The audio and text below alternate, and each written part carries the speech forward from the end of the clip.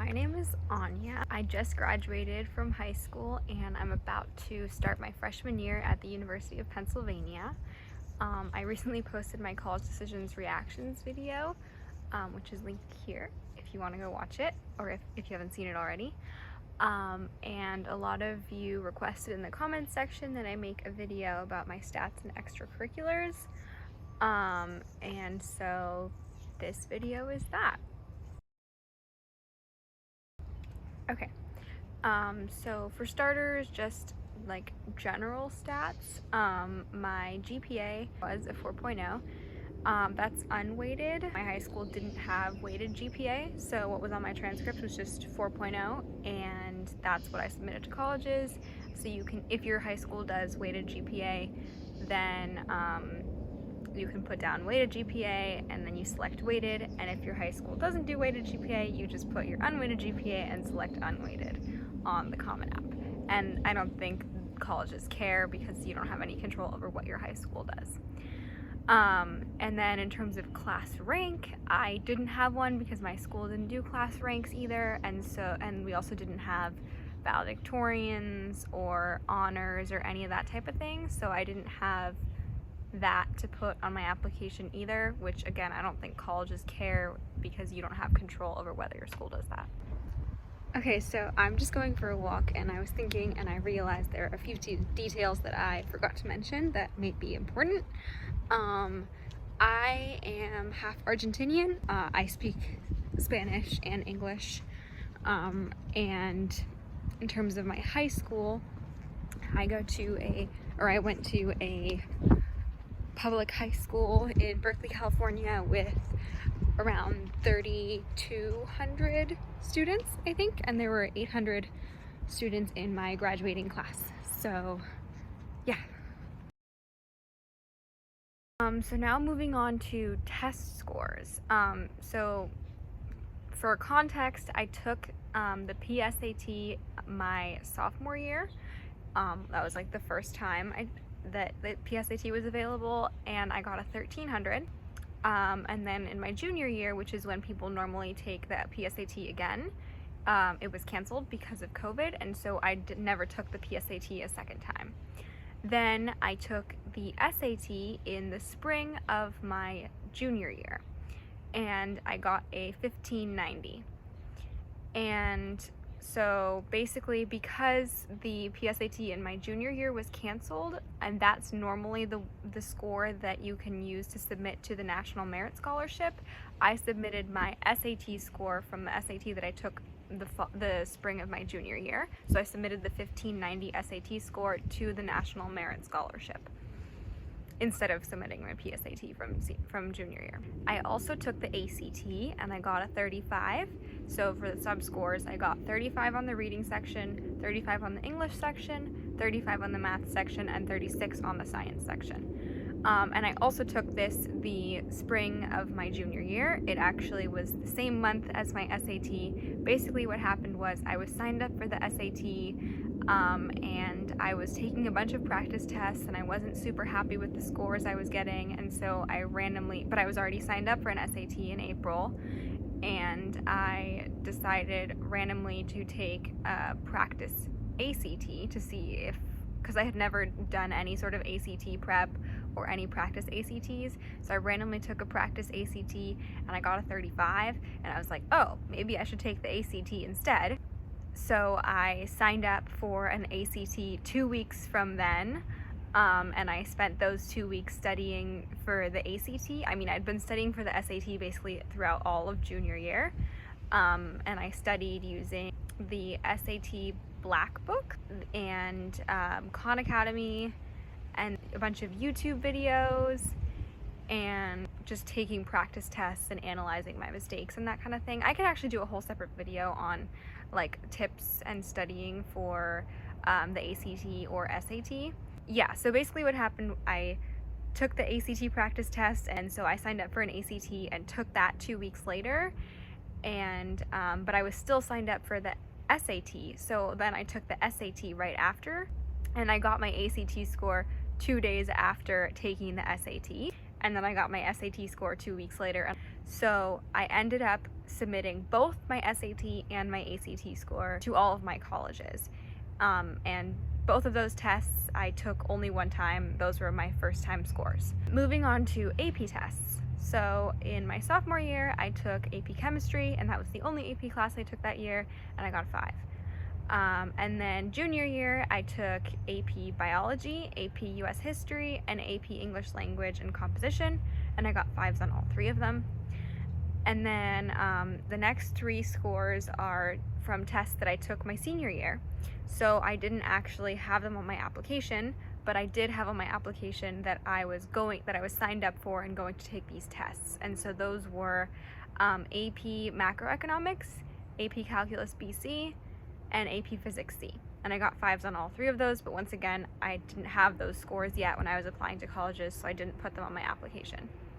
And with AP Physics C, what happened was when we were choosing classes before senior year, I selected AP Physics C, but it didn't fit in my schedule, so I ended up taking AP Physics 1 instead, but studying to take the AP Physics C test, and I did that by going to extra lab periods and asking my teacher for help and like self-studying. And so I didn't actually take the test that corresponded with the class that I was in, and I explained all of that in my additional information section on my college applications. So that's it for test scores. Now moving on to awards. My first award was the National Merit Scholarship. So once again, this was based on my SAT score, because normally it's based on PSAT from junior year, but like I explained, that was canceled, so I submitted my 1590 SAT from junior year. And based on that SAT score, I was selected as a semifinalist. Then what happens when you're selected as a semifinalist is you have to apply. So you submit an application which includes your activities, your awards, your GPA, and your transcript, and then an essay, and then it also includes a letter of recommendation from your high school counselor. So based on that application, which included those components, I was selected as a finalist, and then I won the scholarship. But I'm pretty sure when I was applying for colleges, I only knew that I was selected as a semifinalist, so what went on my application was that I was a semifinalist. And then for the schools that I was waitlisted for, what happens when you're waitlisted is that you can send in a letter of continued interest in which you like explain why you're still interested in the school, but then you can also send in updates to your application. So at that point, I had already known that I was selected for the National Merit Scholarship, and so I sent them that update that I had won. So yeah, that was my first award, was the National Merit Scholarship. And the second award that I put down was AP Scholar with Honor. So basically the College Board just gives AP Scholar awards if you take a certain number of AP tests and like get a certain score or above. And I'm pretty sure now the award that's listed on the College Board is AP Scholar with Distinction, because now, since it's past senior year, I have 3 more scores in there. But at the time that I was applying, I had fewer scores, and so the award that was there was AP Scholar with Honor. I don't really think that this award matters that much, since when you're applying for college, you submit your AP tests and your AP scores anyways. And so it doesn't really make that much of a difference, but I had it, and so I just put it down. The other thing I had was the Golden Gate Speech Association tournament winner, which was basically just, I was on the debate team in high school, and there was one tournament that I won in my junior year. It was a small tournament. I think it was regional level, like it was not a very big thing, but I won it, so I put it down on my awards list. And then I was selected as a finalist for the Hispanic Scholarship Fund, but that actually also happened after college apps were submitted, so that wasn't even on my application. Although I did submit it in my waitlist update forms. As you can tell, probably that's not that many awards, and when I was applying for college, I was really anxious because I knew I didn't have that many awards, and I had seen stats videos like these where people had a ton of different awards, and so I got really anxious that I didn't have very many.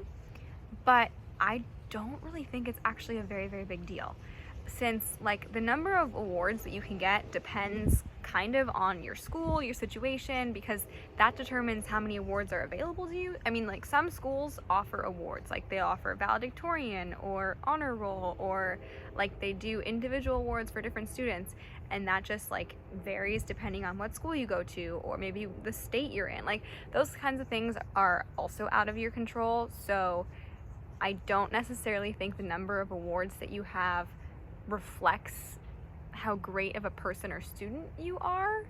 So I just wouldn't stress too much if you don't have a ton of awards, basically, is what I'm trying to say. Okay, next up, my activities. So I'll just go through my Common App activities list. So first up, I was the founder and co-president of the Berkeley High School Zero Waste Club. So I founded this club my junior year and then served as co-president for both my junior and senior years of high school. And then through the Zero Waste Club, I helped launch the Meatless Monday campaign at my school. So that was another thing I put down. I was also a commissioner on the City of Berkeley Youth Commission, and I did that my junior and senior year. I did an internship at an environmental public interest law firm, and I did this during the summer between my junior and senior year of high school. And then throughout the 4 years of high school, I worked as a piano teacher. And then 10th through 12th grade, I volunteered as an academic tutor. And I was also on the debate team 10th through 12th grade. So my first year, which was sophomore year, I was a novice. And then junior and senior years, I was on varsity. I was also the president of the Berkeley High School Body Positivity Club during my senior year. Sophomore year was when I joined the club, and so for that year I was just a member, and then junior year I was in charge of the social media for the club, and then senior year was when I became president. Let's see. So then for my summer job throughout actually both middle school and high school, I was an assistant preschool teacher. I also did an internship at the Alameda County Public Defender's Office, and that was during winter break of my sophomore year. In the summer between sophomore and junior year, I attended the ACLU Summer Advocacy Institute. I also participated in the Berkeley Unified School District Reusables Working Group. And they were working to get our school district to transition to reusable foodware in the cafeterias. And I also collaborated with the Ecology Center, the Berkeley Ecology Center, and worked with City Council to pass an ordinance to ban plastic produce bags in grocery stores. And then this last thing was less of an extracurricular and more of a hobby, but I also run a vegetarian and vegan Instagram food blog with my friend, and so I wrote that in my additional information section because you can just put other stuff that you do. But I also talked about that in a lot of my college essays. And in the additional information section, I linked the Instagram page, but I still don't even know if that worked and if colleges were able to access that link and see it. But I put it in there just in case. I guess I'll never know if they saw it or not. But yeah, that's the rundown of my college application, my stats, test scores, awards, and extracurriculars. Yeah, let me know if you want me to do a video with maybe tips on the application process, or tips on writing essays, or reading any of my essays, anything like that. I always found videos like that really, really helpful and useful in my college application process, so I want to be helpful to other people out there, provide resources if I can. I hope you found this video helpful and not stressful. I know sometimes I watched these and got really stressed out. Just know, please, that everyone is different. Everyone goes through high school differently. And just because your activities or awards section doesn't look exactly like mine, doesn't mean you're not going to get into the same schools that I did. Yeah, everyone's process is completely unique, and I just wanted to give this information, hoping it could be a little bit helpful to some people out there. Anyways, I hope you enjoyed the video, and maybe I'll see you in another video. Bye!